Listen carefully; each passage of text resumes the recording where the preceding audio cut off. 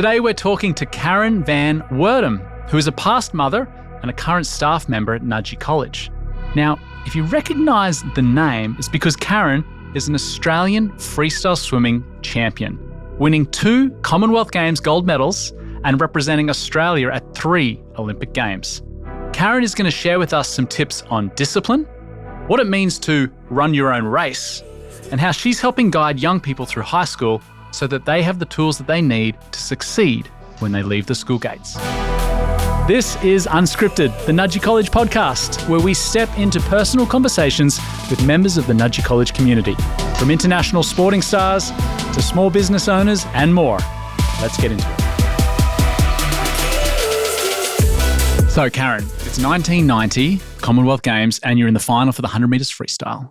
You're in lane 6, which isn't the fastest qualifier. In fact, it's the 4th fastest qualifier for the final. On your left, you've got Patricia Knowles from Canada, who's come out of winning a bronze in the last Olympics in Seoul. And also on your left is a very well-known Australian sporting athlete, Lisa Curry-Kenny. What's going through your mind as you step on the blocks for the 100-metre freestyle final at those Comm Games? Being lane 6, you're obviously not in the middle of everything and everyone's not watching you. So it was like a bit of a sneak surprise. And my coach, Ken Wood, at the time said to me, he said, get in there, swim your race and it'll all fall into place. He said, it's not going to be easy. He said, they're not going to look out for you. He said, they've written you off. And I thought, here we go, the underdog, let's go. So as I stood on those blocks, I thought, I can do this. I can actually do this. Blocked out all the noise and everything and just swum my own race. And that's how it happened. You really believed you could do this? I did. Standing on those blocks. I did. It was all nothing. It was put it all out there on the line and I thought, I can do this. It's not too far between all of us and they're not going to be watching me in lane 6. They'll be watching the lanes 3, 5, 4 and I thought, I can do this. What a great message, and I'll come back to it in a second. But for those who don't know the story, Karin won gold in that 100-metre freestyle at the Commonwealth Games. It was, in a sense, it's one of those races where everyone's in a line pretty much for the first 50, and then you just pulled away for the last few strokes. I found a little video on YouTube, but it's hard to find good content. I don't know if you have a secret video stashed somewhere of the race that you can hopefully upload and share with me one day. My dad actually, he videoed, and you know how you'd pause and everything like that. So I've got scratchy stuff as well. So we don't have as much content as we do now. But I just remember the caption that was all through the papers that some other Aussie wins, Curry-Kenny comes second. Really? Yep, that was the caption through all the papers. Well, that's an interesting thought is, what does it feel like to win, and I'm going to use some assumptions here, to win such a significant race, but to have always been in the shadow of someone else that's probably gets a lot more media attention than you necessarily do? How did that feel at the time? I'm not a person that sort of goes around and says what I've done in life. So that's me. That's okay. I was okay with that. Let Lisa have all the media and everything like that. And she's a wonderful person. She's an advocate for the sport. Yep. She's an amazing lady. She had her own Swim Told brand at that stage and she'd give it to all us girls. So I've got high praise for Lisa. That's nice. And you mentioned swim your own race. I mean, so many analogies that we can talk about in business, in personal life, but what did that mean in the swimming pool for you? To swim your own race. Don't get into all the hype that's happening. Don't second guess yourself. You know you've done your training. You know it's all out on there in basically in under a minute. Yeah. So you've just got to think of what you've got to do. You've performed it so many times in training. You've performed it in other races and you've got to stick to your guns. Basically, that's what it is.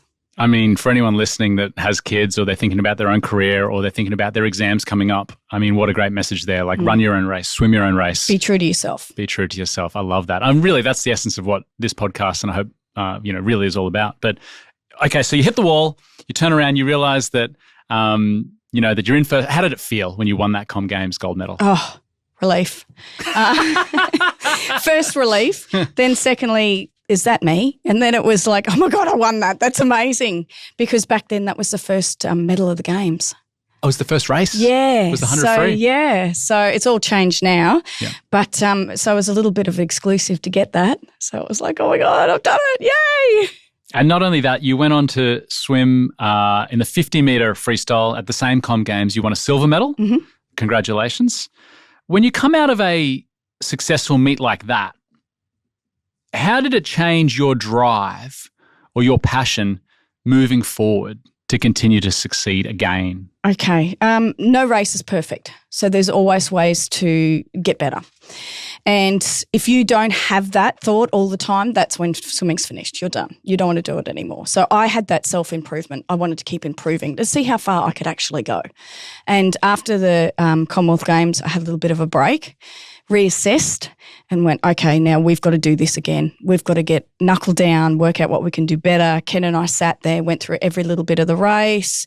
There was bits we could change. We knew we could improve, and that's how we moved forward. And you mentioned Ken. For those that don't know who Ken Wood is, I grew up as a swimmer in Brisbane, similar era. But Ken Wood had an amazing squad at Redcliffe, right? With other athletes like Jeff Hugel, who would go on to win Olympic gold medals and silver medals, Liesl Jones, yep. who obviously is one of Australia's greatest swimmers in the pool of all time. Jess Shipper, absolutely. Tell me a little bit about the environment at the time and what that program was like. How intense was the training and the dedication to the pool? 11 sessions a week, yep. Including gym, including running, including stretching. It was a life. Basically, it was when I was swimming, I was a little bit older than all the people we just mentioned. We were doing Hell Week. Hell Week's 110 Ks. Now, the furthest I go is 100 metres. So that's a lot. And I don't see any 100-metre swimmers doing that anymore. So you would still swim 110 Ks in a week 110 Ks as a in sprinter? A week, yes. I remember doing sets like 15 400s. Oh, wow. And you'd do them in certain times. And I remember Dick Telford. You'd get there and he'd get his little lactic acid stuff out and you'd have pricks in the fingers it was just a lot of mileage in those days. Not now, things have changed. In my day, your parents with the old stinker rub was your masseur. Of course. We used to call it, we had Hell Week, but we also used to call it Meat Week, which stood for, I think, maximum effort at training. Yeah. And we used to do 100 kilometres a week. And I remember my mum driving me to training on a Monday morning at the start of Meat Week, and I was in tears. I couldn't get out of the car at 4:50 in the morning to go into the pool. I was that anxious about the week beginning. And they were really tough weeks. They were. And we used to do jump outs. No. So you do 50 metres, jump out at the other end, get up, get your breath and go again. And then the last session we'd have on the last day was 100 hundreds. And you could do them however you wanted. Yeah. But that's what your last session was. And for people that aren't familiar with swimming, like this sort of programs that we went through are very different today. I mean, you think of Cam McAvoy, who just won the 50 free at the most recent Olympics. Like, if you do 110 kilometers in a week, he probably doesn't do that in 6 months, 12 months even. 12 months. Like, it's a totally different approach to being a sprinter or a specialised sprinter today than it was back then. It's a lot more scientific now. They've actually looked more into it now, and they're looking to the metabolism and the body of the structure of the person now. Well, I'm glad you bring up scientific, because if you go back and watch when you won the gold medal at the Comm Games, the commentator calls you the pocket dynamo.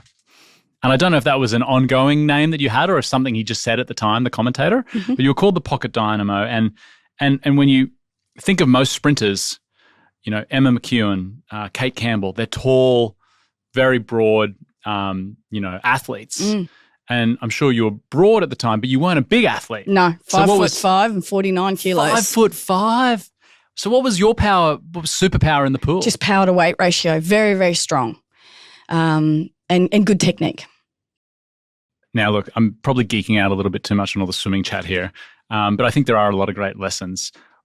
In those early days of swimming, what lessons do you think you learnt by being an athlete that was training in a program like that in the 90s? Dedication and routine.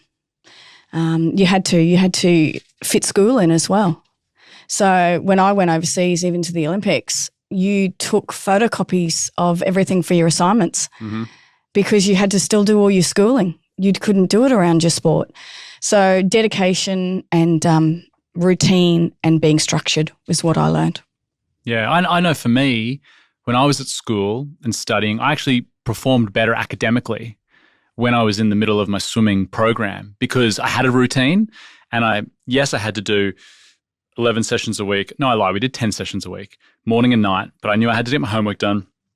I knew I'd have exams, and it's almost like I worked harder to get everything done. And when I took the swimming away, I actually almost like went from fifth gear into third gear and everything just sort of became… You flounder. I'll get it done. You flounder. You do. Exactly. You do, because you're so used to having regimentation. Yeah. And that's what swimmers thrive on, is regimentation.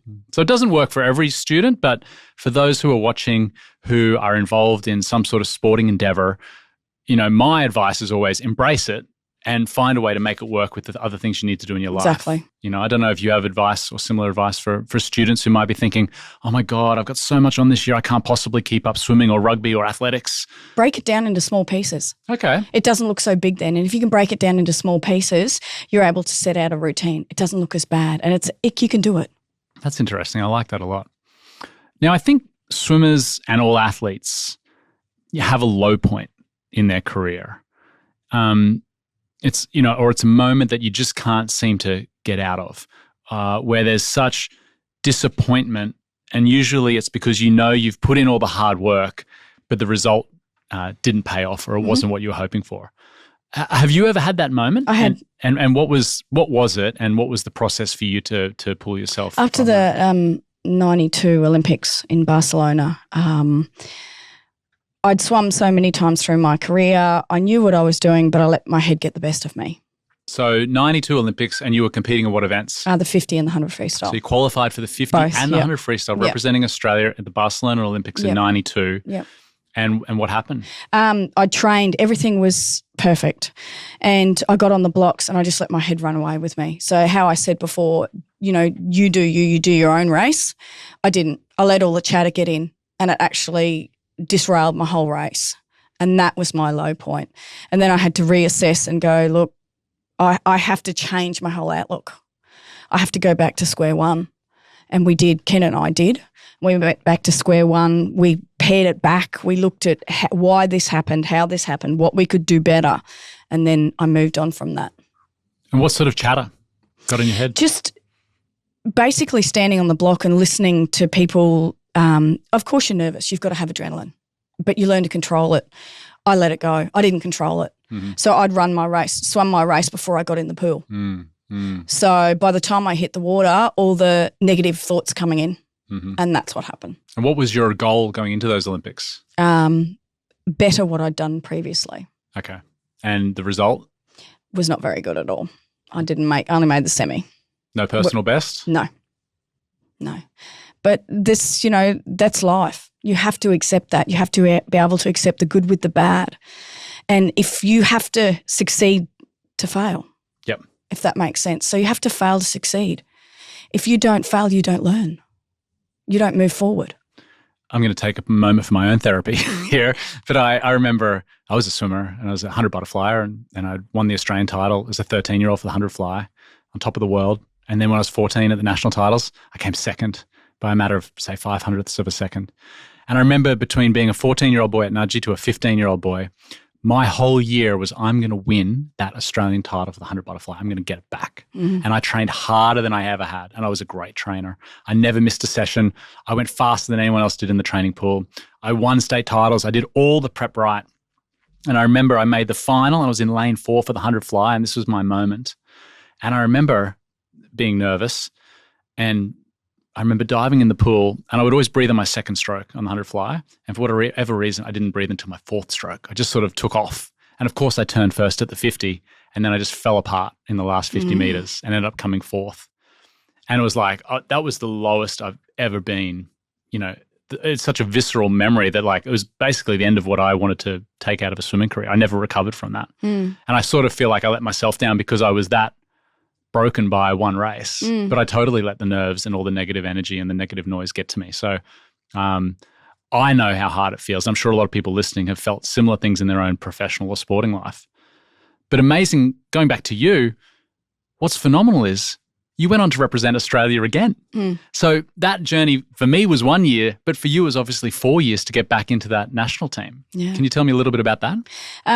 Ken and I decided that we'd pare back training a little bit because I was exhausted, mentally and physically, totally exhausted. So we pared back training again. We put the fun back into it. Interesting. So we put the fun back in it. We changed it around a little bit. We tried things that we hadn't tried before just to change the mindset. Mm-hmm. And I think, as you said, the biggest thing is you're fighting against yourself. You don't want to let yourself down because you know what that feels like. Yeah. And that feeling, every time you'd come halfway through a training session and go, oh, I can't do this, I'm tired, you'd remember that feeling. Yep. And that feeling would spur you on because you never wanted to feel that again. We've talked a lot about swimming. So whether you're a swimmer or not, I hope that there's some takeaways there. But tell me a little bit about what it was like transitioning from being, a full-time swimmer, and I know back then you also probably had a job as well, but being a full-time athlete to then moving into the real world after that first career ended. Difficult. It was difficult. When I finished, there wasn't many people around that you could talk to because to me, life was being normal. And what I was doing was normal to me, not to the average person. So I had to try and be normal.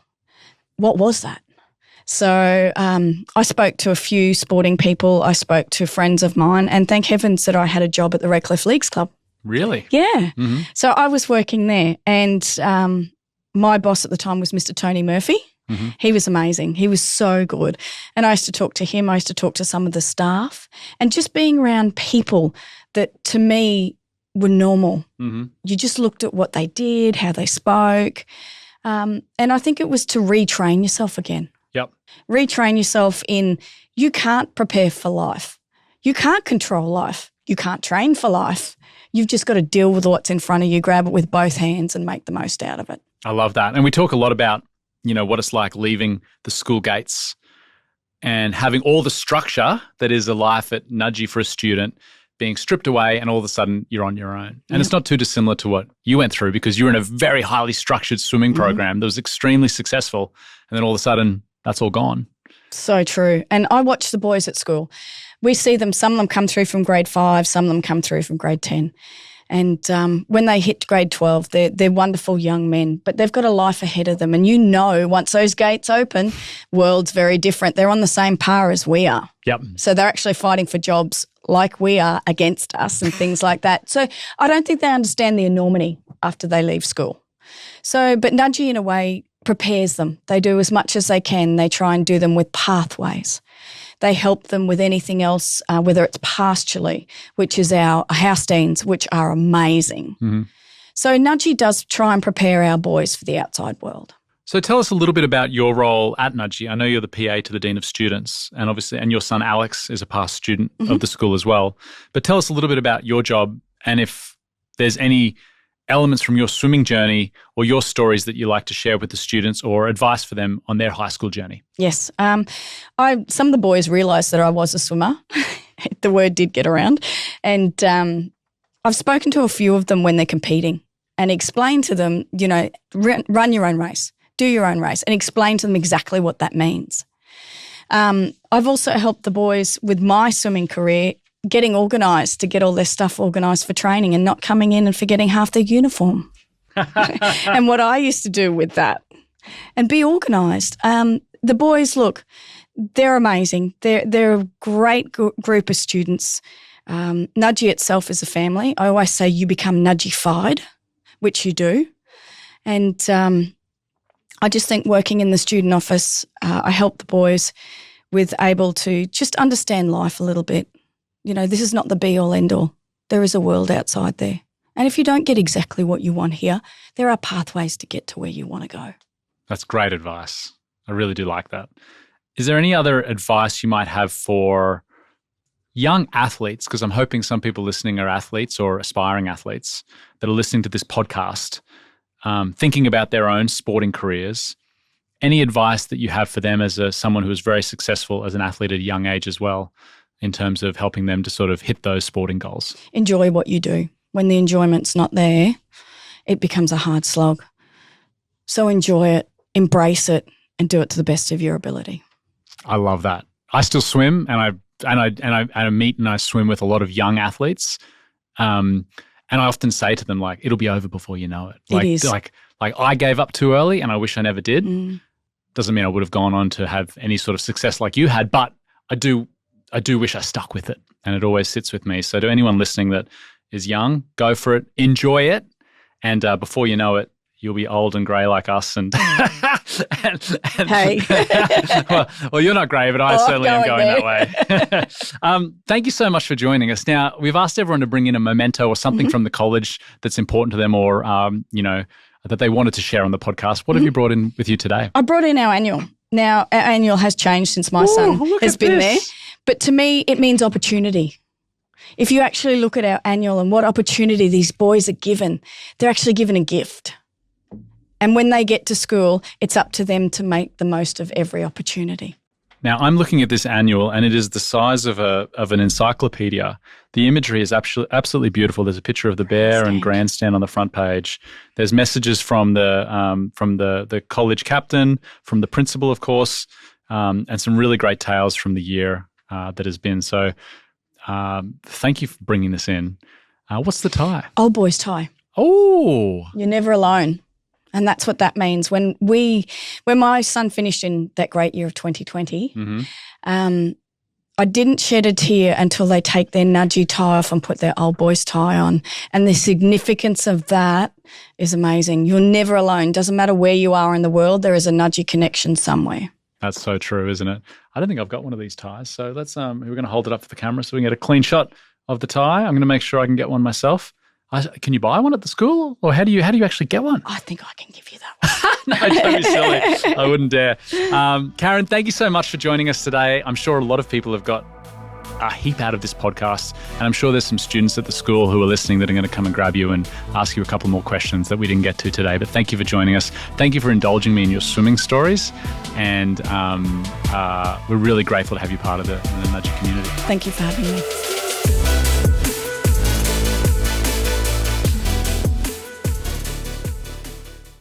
We acknowledge the Turrbal First Nations people of the land and waterways in which this podcast is being recorded, and on where we call Nudgee home.